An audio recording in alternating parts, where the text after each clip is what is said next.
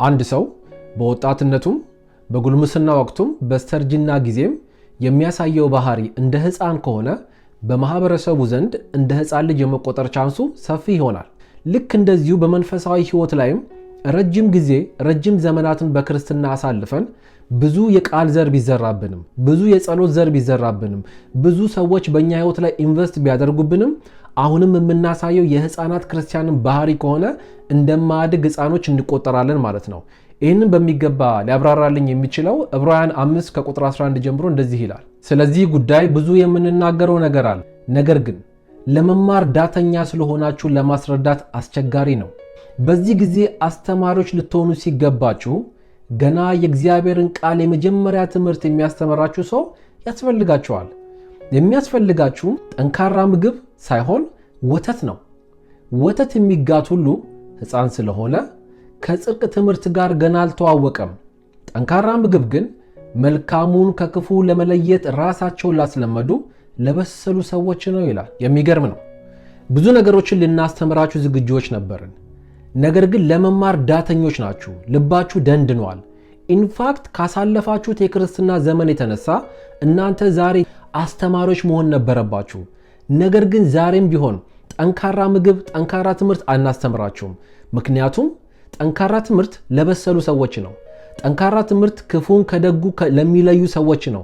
ለእናንተ ግን ዛሬ መሰረታዊ የክርስትና ትምህርት የሚያስተምራችሁ ሰው ያስፈልጋችኋል። ገና ሕፃናት ናችሁ። እንደ ሕፃናት ጡጦን እንጂ የምናጠባችሁ ጠንካራ ምግብ አንሰጣችሁም። ምክንያቱም ከዚህ ሁሉ የክርስትና ትምህርት በኋላ ከዚህ ሁሉ የክርስትና ዘመን በኋላ ዛሬም ይቅርታ ማድረግ ይከብዳችኋል። ዛሬም ትዕግስት የላችሁም። ዛሬም በሐሜት ውስጥ ናችሁ። ዛሬም መጸለይ ለእናንተ ተራራ ነው። ዛሬም ከእግዚአብሔር ቃል ጋር ህብረት የላችሁም። ለማስተማር ወደ እናንተ ስመጣ ዳተኞች ናችሁ።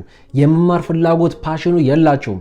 ስለዚህ እናንተ ዛሬም ቢሆን የሚያስፈልጋችሁ ወተት የሆነ የሕፃናት ትምህርት ነው እንጂ በመንፈሳዊ ዓለም ለጎለመሱ የሚሰጠው ክፉና ደጉን ለለዩ የሚሰጠው አይነት የጽድቅ ትምህርት የሚባል ትምህርት አለ። ለየት ያለ ትምህርት፣ ጠለቅ ያለ ትምህርት አለ። እሱን ይዘንላችሁ አልመጣንም እያለ ነው የዕብራውያን ጸሐፊ። ስለዚህ ገና አዲስ ጌታ ኢየሱስ ክርስቶስን እንደ ግል አዳኝ የተቀበለ ክርስቲያንም ሆነ ቅድም ዕብራውያን 5 ላይ የተጠቀሰው አይነት ክርስቲያን ረጅም ዘመን በክርስትና ሕይወት ቆይቶ መብሰል ያልቻለ ዛሬም ቢሆን መንፈሳዊ ወተትን እንጂ መንፈሳዊ የበሰለ ምግብን የማይመገብ ማደግ የከበደው ክርስቲያን ሁለቱም ወደ እውነተኛ መንፈሳዊ ጥልቀትና ብስለት ሊገቡ የሚችሉበትን 3 መሰረታዊ መርሆችን አሳያቸዋለሁ። እነኚህ መርሆች ያወጣሁት ከመዝሙር 1 ከቁጥር 1 እስከ 3 ነው። ሶስቱም መርሆች በእነኚህ 3 ቁጥሮች ውስጥ ይገኛሉ። መጀመሪያ መዝሙር 1ን ላንብብላችሁ። በክፉዎች ምክር የማይሄድ በኃጢአተኞች መንገድ የማይቆም በፌዘኞችም ወንበር የማይቀመጥ ሰው ብፁዕ ነው። ነገር ግን ደስ የሚሰኘው በእግዚአብሔር ሕግ ነው፣ ሕጉንም በቀንና በሌሊት ያሰላስለዋል። እርሱም በወራጅ ውሃ ዳር እንደተተከለች ፍሬዋን በየወቅቱ እንደምትሰጥ ቅጠሏም እንደማይጠወልግ ዛፍ ነው፣ የሚሰራውም ሁሉ ይከናወንለታል። እንግዲህ ከዚህ ውስጥ 3 መሰረታዊ የሆኑ ወደ እውነተኛ መንፈሳዊ እድገት ሊወስዱን የሚችሉ ወደ እውነተኛ መንፈሳዊ ብስለት ሊወስዱን የሚችሉ መርሆችን እናወጣለን። የመጀመሪያ የምናወጣው መርህ ከመዝሙር 1 ከቁጥር 1 ላይ ነው። ቁጥር 1 ቅድም ያነበብነው እንደዚህ ይላል፣ በክፉዎች ምክር የማይሄድ በኃጢአተኞች መንገድ የማይቆም በፌዘኞችም ወንበር የማይቀመጥ ሰው ብፁዕ ነው ይላል። ይሄ ሰውዬ በክፉዎች መንገድ አይሄድም፣ በኃጢአተኞች መንገድ አይመላለስም፣ በፌዘኞች ወንበር ላይ አይቀመጥም። የመጀመሪያው መንፈሳዊ መርህ ወደ እውነተኛ መንፈሳዊ ህይወት ለማደግ ወደ እውነተኛ መንፈሳዊ ብስለት ለማደግ እውነተኛ መንፈሳዊ ህብረት ያስፈልገናል። ከማጋ ነው ህብረት እያደረግን ያለ ነው? ከማጋ ነው ቃል እየተካፈልን ያለ ነው? ከማጋ ነው አብረን እየጸለይን ያለ ነው? ከማጋ ነው አብረን እያገለገልን ያለ ነው? የት ቤተክርስቲያን ነው እየተመላለስን ያለ ነው? እነኚህ ሁሉ የምንሄድባቸው ጉባኤዎች፣ እነኚህ ሁሉ ህብረት የምናደርግባቸው ቦታዎች ምን አይነት ሰዎች ነው ያሉት? ፌዘኞች ናቸው? ተንኮለኞች ናቸው? ኃጢአተኞች ናቸው? ወይንስ የክፉ ምክር የበዛበት ኤሪያ ነው? ምን አይነት ህብረት ነው እያደረግን ያለ ነው? ለአንድ ክርስቲያን መንፈሳዊ እድገት ህብረት ትልቁን አስተዋጽኦ ያደርጋል። ከማጋ ነው የምንውለው? ከማጋ ነው ህብረት የምናደርገው? ማን ነው መንፈሳዊ ቃል እያስተማረን ያለው? ማን ነው ጸሎት ያስተማረን? ከማጋ ነው ህብረት እያደረግን ያለ ነው? ይሄ በጣም ክሪቲካል አስፈላጊ ነው። ይሄ ብፁዕ የተባለው ሰው የማያደርገው ነገር አለ ዳዊት። በክፉዎች ምክር አይሄድም፣ በኃጢአተኞች መንገድ ላይ አይቆምም፣ በፌዘኞች ወንበር ላይ አይቀመጥም። ይሄ መንፈሳዊ ብስለትን ማዳበር የሚፈልግ ከወተት ወደ ጠንካራ ምግብ መሸጋገር የሚፈልገው ሰው በጣም ሴሌክቲቭ ነው። በጣም ፒክ የሚያደርጋቸው ሰዎች በመንፈስ የበሰሉትን ነው፣ በህይወት ሊጠቅሙት የሚችሉትን ነው፣ በእውነትና በመንፈስ ክርስቶስን የሚፈልጉትን ሰዎች ነው።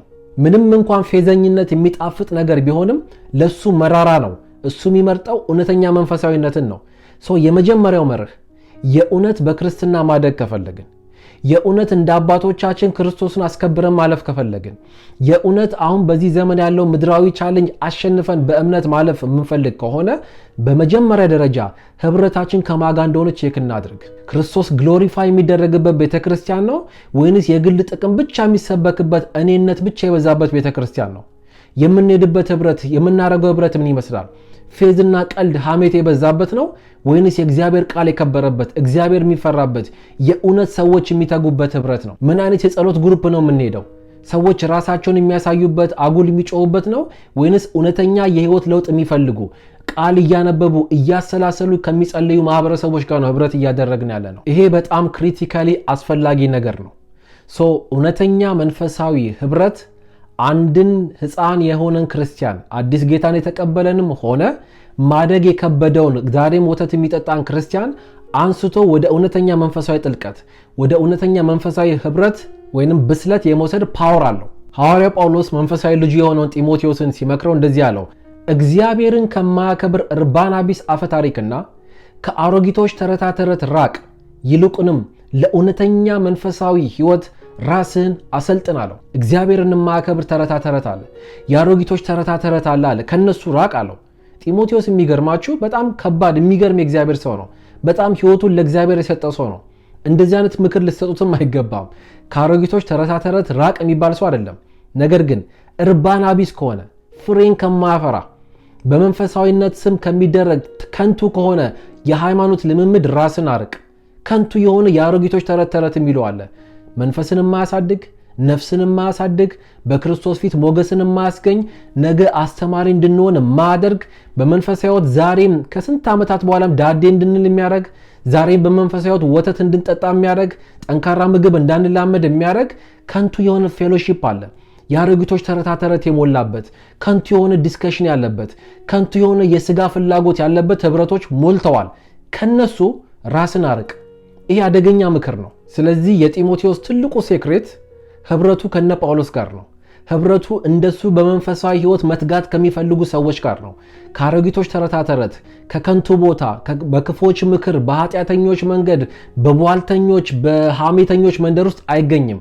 ጢሞቴዎስ የእድገቱ አንደኛ ሴክሬት የመረጠው ህብረት ነው።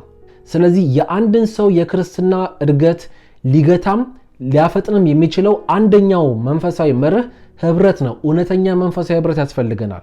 በእውነት ክርስቶስን ከሚፈልጉ ሰዎች ጋር መዋል አለብን።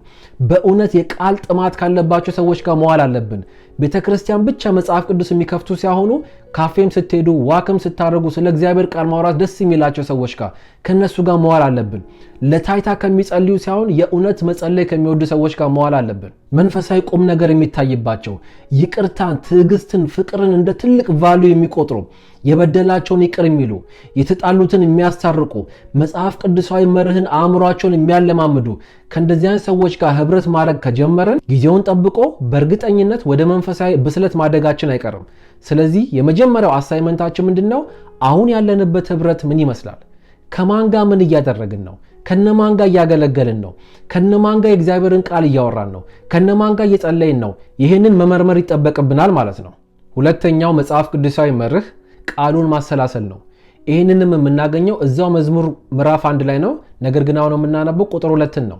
ነገር ግን ይላል ቁጥር 2 ደስ የሚሰኘው በእግዚአብሔር ህግ ነው፣ ህጉንም በቀንና በሌሊት ያሰላስለዋል። ይሄ ሰውዬ የደስታው ምንጭ የእግዚአብሔር ህግ ነው፣ የእግዚአብሔር ቃል ነው። የእግዚአብሔርን ቃል ሲያስብ ደስ ይሰኛል። ህጉንም የእግዚአብሔርንም ቃል ቀንና ማታ ያሰላስለዋል። የእግዚአብሔርን ቃል ማሰላሰል መገለጥን ይሰጣል። የእግዚአብሔርን ቃል ማሰላሰል ድምፁ እንድንሰማ ያደርገናል። የእግዚአብሔርን ቃል ማሰላሰል በመንፈሳዊ ህይወት እንድናድግ ያደርገናል። ሁለተኛው መንፈሳዊ መርህ በእውነተኛ መንፈሳዊ ህይወት እንድናድግ ከፈለግን የእግዚአብሔርን ቃል ኢንቴንሽናሊ የማሰላሰል ልምምድ ያስፈልገናል። አሁን እያልኳችሁ ያለሁት ቃሉን ስለመስማት አይደለም፣ ቃሉን ስለማንበብ አይደለም። ቃሉን መስማትና ማንበብማ ግዴታ ነው፣ ምንም ጥያቄ የለውም። አሁን እያልኩ ያለሁት ቃሉን ስለማሰላሰል ነው። ቃሉን ማንበብ በጥርስ ምግብን እንደማኘክ ነው። አንድ ምግብን በጥርሳችን ካኘክ ነው አቅም አናገኝም፣ ሰውነታችንም አይገነባም። ነገር ግን አንድ ምግብን በጨጓራ መፍጨት ማለት ቃሉን ማሰላሰል ማለት ነው። በጨጓራ የተፈጨ ምግብ አሲሚሌት ተደርጎ ወደ ተለያየ ሴሎቻችን ይሄዳል፣ አቅም ይሆነናል፣ ሰውነት ይሆነናል። ስለዚህ ሰምተን ቃሉን የማናሰላስል ከሆነ የጥሞና ጊዜ ከሌለን ያ ቃል ይጨነግፋል፣ እንደ ዘሪው ምሳሌ ማለት ነው። ስለዚህ በእውነተኛ መንፈሳዊ ህይወት ለማደግ ሁለተኛው ሴክሬት፣ ሁለተኛ መንፈሳዊ መርህ የእግዚአብሔርን ቃል ማሰላሰል ነው። ይሄው የዳዊት ሴክሬት እኮ ይሄ ስለሆነ ነው። በህጉም ደስ ይሰኛል አለ። ቃሉንም ህጉንም ቀንና ማታ ምን ያደርጋል? ያሰላስለዋል። ይሄ ምስጉን የተባለው ሰው፣ ይሄ የተባረከው ሰው፣ ይሄ በመንፈስ ያደገው ሰውዬ ሁለተኛ ሴክሬቱ ምንድነው? የእግዚአብሔርን ቃል የማሰላሰል የጥሞና ጊዜ፣ የሜዲቴሽን ጊዜ ያለው ማለት ነው። የሚገርማችሁ ነገር በመጽሐፍ ቅዱሳችን ውስጥ ታላላቅ የተባሉት አባቶቻችን በእምነት ነገስታትን ድል ነሱ የተባሉት በተለይ ዕብራውያን 11 ላይ ተተረከላቸው አባቶቻችን የአብዛኛዎቹ የመንፈሳዊ ህይወት እድገት ሚስጥር ሜዲቴሽን ወይንም ቃሉን ማሰላሰል ነው። ለምሳሌ የእግዚአብሔር ቃል ኢያሱ መጽሐፍ ላይ እንደዚህ ይላል። ምዕራፍ 1 ላይ እግዚአብሔር ለኢያሱ እንደዚህ አለው፣ በህይወት በምትኖርበት ዘመን ሁሉ ማንም አይቋቋምህም አለ። ከሙሴ ጋር እንደነበርኩ ሁሉ ካንተም ጋር እሆናለሁ፣ ከቶ አልጥልህም አልተውህም።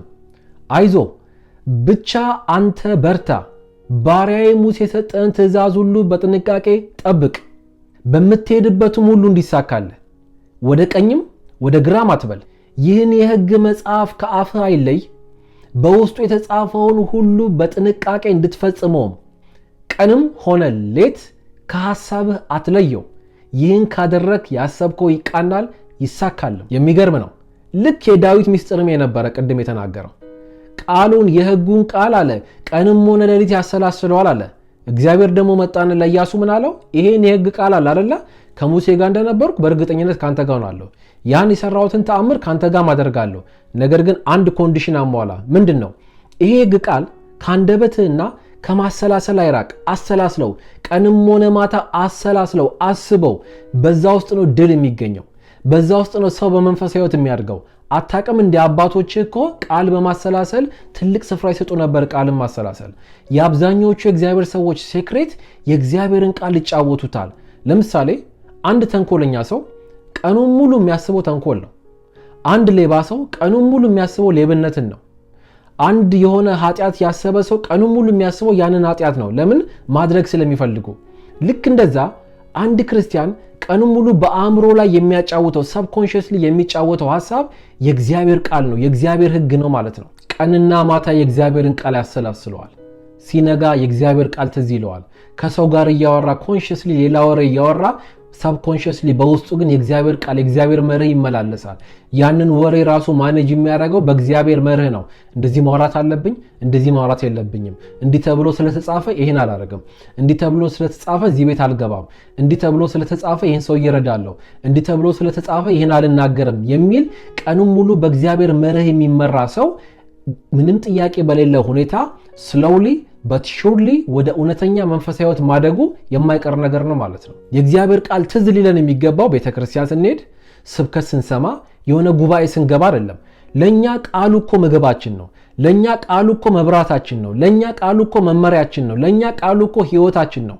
ስለዚህ ሁለተኛው ሚስጥር አንድ መንፈሳዊ ህፃን የሆነ ሰው አዲስ ክርስቲያንና በክርስትና ህይወት ማደግ የከበደው እንደ ህፃን ልጅ ዛሬም ጡጦ እየጠባ ያለ ወተት እየጠጣ ያለ ጠንካራ ምግብ የከበደው ክርስቲያን ከሆነ ሁለተኛ የማደገው ሰክሬት የእግዚአብሔርን ቃል ማሰላሰል የሜዲቴሽን ህይወት ማለት ነው። ኢንቴንሽናል የሆነ የተለየ ሰዓት ሴት አድርገን ቃሉን አንብበን ከዘጋን በኋላ ያንን ቃል ማሰላሰል፣ ታክሲ ላይ ስንሳፈር ማሰላሰል፣ ዋክ ስናደርግ ማሰላሰል፣ እየሰራን ማሰላሰል፣ የእግዚአብሔርን ቃል በአእምሮአችን መጫወት ማሰላሰል ትልቅ መንፈሳዊ ሴክሬት ነው። በጣም ብዙ የእግዚአብሔር ሰዎችን ከመንፈሳዊ ልጅነት ወደ መንፈሳዊ ብስለት ያሻገራቸው አንዱ መንፈሳዊ ሴክሬት የእግዚአብሔርን ቃል ማሰላሰል ነው። ሶስተኛውና የመጨረሻው አንድ ህፃን ክርስቲያን ወደ መንፈሳዊ ብስለት ሊሸጋገርበት የሚችለው ወሳኝ የሆነ መንፈሳዊ መርህ ቃሉን ማድረግ ነው። የእግዚአብሔር ቃል የሚነበብ፣ የሚሰማ፣ የሚወራ ብቻ ሳይሆን የእግዚአብሔር ቃል የሚደረግ ነው። ኢንፋክት ምን ይባላል? the shortest and the surest way ይባላል። በመንፈስ ለማደግ በእውነተኛ ህይወት ለማደግ ከፈለግን ወደ እውነተኛ መንፈሳዊ ህይወት ማደግ ከፈለግን የእግዚአብሔርን ቃል ሰማን ማለት የሚደረግ ነው። ሰምተን ኢንተርቴን እንድናደርገው አይደለም። ሰምተን እንድንሰብከው አይደለም ቃሉ የተሰጠን። ሰምተን እንድናደርገው እንድንኖረው ነው። ቅድም ባነበብኩላችሁ የእግዚአብሔር ቃል ክፍል ላይ መዝሙር 1 ቁጥር 3 ላይ እንደዚህ ይላል፣ እርሱም ይሄ ሰውዬ በወራጅ ውሃ ዳር እንደተተከለች ፍሬዋን በየወቅቱ እንደምትሰጥ ቅጠሏም እንደማይጠወልግ ዛፍ ነው፣ የሚሰራውም ሁሉ ይከናወንለታል። እንደዚህ አይነት ዛፍ ነው በየሲዝኑ ፍሬ እንደምትሰጥ ዛፍ። በየሲዝኑ ፍሬ የሚሰጥ ዛፍ ምንድነው የሚያደርገው? ያለ ማቋረጥ ውሃን አብዞርብ ያደርጋል። ከአፈር ውስጥ ውሃን ይመጣል። ያለ ማቋረጥ አየርን ይወስዳል። ያለ ማቋረጥ የፀሐይ ብርሃንን ይወስዳል፣ አብዞርብ ያደርጋል። የሚያስፈልገውን ሪሶርስ ሁሉ ግራብ በማድረግ ወይም በመሰብሰብ ቢዚ ነው። ሰራተኛ ነው ማለት ነው። ሰራተኛ የሆነ አትክልት ሁሉ ጊዜ ፍሬ ያፈራል። አጠገቡ ውሃ አለ፣ ውሃውን ይጠቀማል፣ አየሩን ይጠቀማል፣ ፀሐይን ይጠቀማል። ለተፈጠረለት ዓላማ ይመላለሳል። ቃሉ እንደሚናገረው የሚሰራ ሁሉ ይከናወንለታል። ሰራተኛ ነው፣ የሚሰራ ሁሉ ይከናወንለታል። አንዳንድ ሰው እኮ የሚሰራ ሁሉ የማይከናወንለት ሰርቶ ስላልተከናወንለት ሳይሆን ስለማይሰራ ነው። ከነጭራሹ እንዲከናወንለት እንኳን ምንም ስራ አይሰራም። ይሄ ሰው ግን የተግባር ሰው ነው ማለት ነው። ይሄ ሰው ግን የሚያከናውነው ነገር አለ ማለት ነው። ብዙም ጊዜ ክርስትና ውስጥ ችግር ውስጥ የምንገባው ክርስትናን ሃይማኖት ለማድረግ ስንጥር ነው። ክርስትናን የሆነ ቸርች አባል ከመሆን ጋር ስለምናገናኝ ነው። ክርስትናን ከእሁድ ፕሮግራም ጋር ብቻ ስለምናገናኝ ነው። ክርስትና ግን ላይፍ ስታይል ነው። ክርስትና የሚደረግ ነው። ኢየሱስ ሲባልኛ ትዝ የሚለን ስብከት ሳይሆን ላይፍ ስታይሉ ነው። ጳውሎስ ሲባል አእምሯችን ላይ የሚመጣው ድርጊቱ ነው እንጂ ወሬው አይደለም። ሙሴ ሲባል አእምሯችን ላይ የሚመጣው ስለተጻፈ ወሬና ጽሑፍ ሆነ እንጂ ያኮ የሙሴ ህይወት ነው። ክርስትና ላይፍ ስታይል ነው። ስለዚህ በክርስትና ማደግ ከፈለግን የምናነበው ነገር እንደ ፊክሽን ኢንተርቴይን የምናደርገው ዝም ብለን የምንሰብከው ዝም ብለን በየሜዳው የምናወራው ሳይሆን የምናነበው ነገር የተጻፈው እንድናደርገው እንድንፈጽመው ነው። አንድ መለማመድ ያለብን በጣም ሲሪየስሊ ኮንሲደር ማድረግ ያለብን የእግዚአብሔር ቃል አድርግ ያለንን ወደ ማድረግ መግባት አለብን። የእግዚአብሔር ቃል ተው ካለ እንተዋለን። የእግዚአብሔር ቃል ሩጥ ካለ እንሮጣለን። የእግዚአብሔር ቃል የሚደረግ ስለሆነ የእግዚአብሔር ቃል ይቅርበሉ ካለ ስለ ይቅርታ አስተምሩ ማለቱ አይደለም። የእግዚአብሔር ቃል ይቅርበሉ ካለ ሂዱና ይቅርበሉ፣ የተጣሉትን ሂዱና አስታርቁ ማለት ነው። የእግዚአብሔር ቃል ቃሌን አሰላስሉ ካለ ስለ ማሰላሰል ስለ ሜዲቴሽን በ6 ክፍል ከፋፍላችሁ አስተምሩ ማለት አይደለም። ያ ጥሩ ቢሆንም ዋነኛ ነገር አይደለም። የእግዚአብሔር ቃል አሰላስሉ ካለ ቁጭ ብለህ ወይንም ቀንም ሆነ ማታ የእግዚአብሔርን ቃል ወደ ማሰላሰል ልምምድ ግቡ ማለቱ ነው። የእግዚአብሔር ቃል ድሃን እርዱ ካለ ስለ ድሃን ስለ መርዳት አስተምሩ ማለት አይደለም። ጥሩ ነው እሱም። ነገር ግን በዋነኝነት ተነስና ያለህን አካፍል። ጊዜህን፣ ዘመንህን፣ ፍቅርህን፣ ገንዘብህን ያለህን ለድሆች አካፍል ማለቱ ነው። የእግዚአብሔር ቃል የሚደረግ እንጂ የሚወራ አይደለም። የእግዚአብሔር ቃል በዋነኝነት በተግባር የሚገለጥ እንጂ በወሬ የሚገለጥ አይደለም። ኢንፋክት ጌታ ኢየሱስ ራሱ እኔ የሚወደኝን ክርስቲያን ማቅበት አንድ በጣም መሰረታዊ ክራይቴሪያ አለ፣ መሰረታዊ መለኪያ አለኝ አለ። ምንድነው ያ መለኪያ? ጌታ ኢየሱስን ሄዶ ማቀፍ ነው? አይደለም። ምንድነው መለኪያው? ኢየሱሴ እወድሃለሁ ብሎ መዘመር ነው? አይደለም። እሱ ዋነኛ መለኪያ አይደለም። ምንድነው? ጌታ ኢየሱስን ስለመውደዳችን ዋነኛ መለኪያ ማገልገል ነው? አይደለም። መጽሐፍ ምን ይላል? ዮሐንስ ወንጌል ምዕራፍ 14 ቁጥር 15 ላይ ብትወዱኝ አለ ታገለግሉኛላችሁ አላለም። ብትወዱኝ ትዘምሩልኛላችሁ አላለም። ብትወዱኝ ትእዛዜን ትጠብቃላችሁ አለ። ተመሳሳይ ቃል ዮሐንስ 15:14 ላይም እንደዚህ ብሏል፣ የማዛችሁን ብትፈጽሙ ወዳጆቼ ናችሁ አለ። የሚወደኝ ቃሌን ይፈጽማል፣ የሚወደኝ ቃሌን ያደርጋል፣ ቃሌን የማያደርግ ግን አይወደኝም ማለቱ ነው ባጭሩ። ስለዚህ በእውነተኛ መንፈሳዊ ሕይወት ማደግ ከፈለግን የእግዚአብሔርን ቃል የማድረግ ልምምድ ውስጥ መግባት አለብን። ስለዚህ የእግዚአብሔር ቃል የሚደረግ ነው። ይቅርበሉ ማለት ይቅርታ አድርጉ ማለት ነው። ፊሎሶፊ አይደለም። በሐሳብ ኢንተርቴይን የምናደርገው አይደለም። በስብከት ብቻ አሜን በአሜን ጋጋታ የምንመላለስበት አይደለም። ጥሩ ነው ስብከት መስማት፣ ጥሩ ነው ትምህርት መስማት፣ ጥሩ ነው የእግዚአብሔርን ቃል ማንበብ።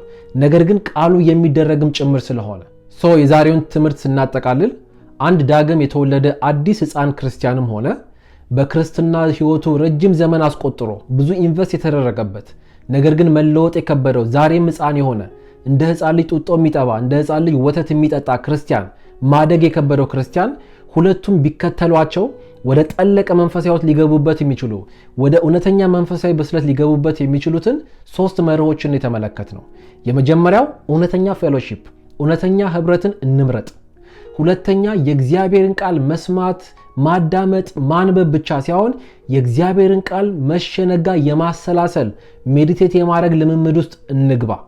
ሶስተኛ የእግዚአብሔርን ቃል መስማት፣ ማዳመጥ፣ ማንበብ ብቻ ሳይሆን ቃሉን የማድረግ ልምምድ ውስጥ እንግባ። ቃሉን ማድረግ አጭሩና ፈጣኑ ወደ እውነተኛ መንፈሳዊ ህይወት የማድረጊያ ሴክሬት ነው ይባላል። ራሳችን ቻሌንጅ እናድርግ። ትልቁ የክርስቲያን ቻሌንጅ ባይዘወይ ቃሉ የሚለውን ማድረግ ልምምድ ነው። ቃሉ የሚለውን እናነባለን፣ ጠዋት ከሰዓት ለማድረግ እንወጣለን። ቃሉን የማድረግ ልምምድ ነው የኛ ትልቁ ቻሌንጅ። ትልቁ ቻሌንጃችን ለስብከት መዘጋጀት አይደለም።